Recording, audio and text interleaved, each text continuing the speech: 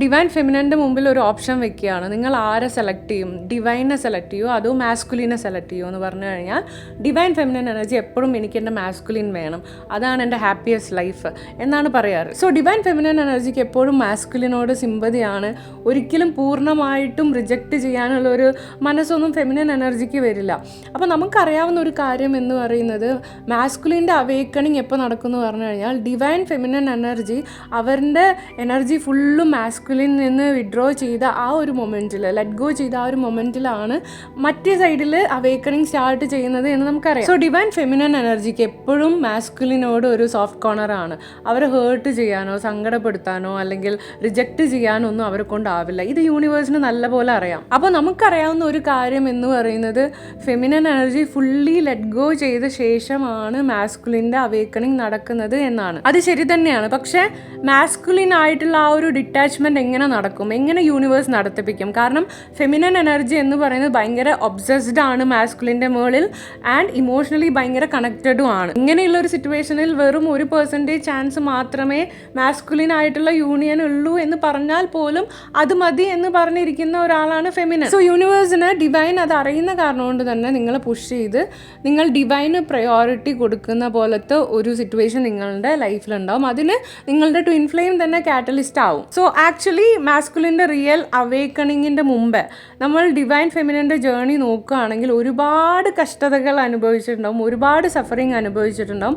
അവർ അവേക്കണായിട്ട് ആ ഒരു peacefulness, divine love എന്താണെന്ന് അവർ മനസ്സിലാക്കുന്ന ഒരു സന്ദർഭം വരും. സോ വൺസ് അവരുടെ നെർവസ് സിസ്റ്റം എല്ലാം കാമായിട്ട് ഡിവൈനായിട്ട് കണക്ട് ചെയ്ത് ആ ഒരു പീസ്ഫുൾനെസ്, ആ ഒരു റിലാക്സിങ് മോഡ് അവർ അനുഭവിച്ച ശേഷം പിന്നീട് ഡിവൈൻ മാസ്കുലിൻ കാരണം കൊണ്ട് അവർ വീണ്ടും 3D വേൾഡിലേക്ക് എടുത്തെറിയപ്പെടും. അപ്പോൾ അവർക്ക് വന്നിട്ട് ശരിക്കും ഒരു സ്വർഗം നിഷേധിക്കപ്പെട്ട പോലെയാണ് തോന്നുക. കാരണം ഇത്രയും കാലം ചെയ്ത വർക്ക് അല്ലെങ്കിൽ ഇത്രയും കാലം ചെയ്ത സാധന എല്ലാം ഒരു നിമിഷം കൊണ്ട് ഇല്ലാതാക്കും ഡിവൈൻ മാസ്കുലിൻ. കാരണം അവിടെ ഡിവൈൻ മാസ്കുലിൻ അൺഅവേക്കൻഡ് ആണ്, അൺഹീൽഡ് ആണ്. സോ അവർ നിങ്ങളെ ട്രിഗർ ചെയ്യുകയാണ് ചെയ്യുന്നത്.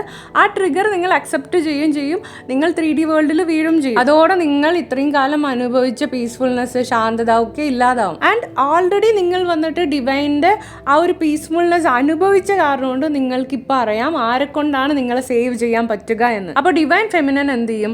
അവർ പൂർണ്ണമായും ഡിവൈൻ്റെ മുമ്പിൽ സറണ്ടർ ആവും. അവർ പൂർണ്ണമായും ഡിവൈനെ സെലക്ട് ചെയ്യും. അത് മാത്രം മതി എന്നുള്ള ആ ഒരു ആറ്റിറ്റ്യൂഡിലേക്ക് വരും. കാരണം ഡിവൈൻ മാസ്കുലിനിൽ നിന്നുള്ള സഫറിങ് വേണോ അതോ ഡിവൈൻ്റെ പീസ്ഫുൾനെസ് വേണോ എന്നുള്ള ആ ഒരു ചോയ്സ് ഡിവൈൻ തരുമ്പോൾ നിങ്ങൾ ചൂസ് ചെയ്യുന്നത് ഡിവൈനെ തന്നെ ആയിരിക്കും. അപ്പോൾ ആ ഒരു മൊമെൻറ്റിലാണ് നിങ്ങൾ ശരിക്കും ലെറ്റ് ഗോ ചെയ്യുന്നത്.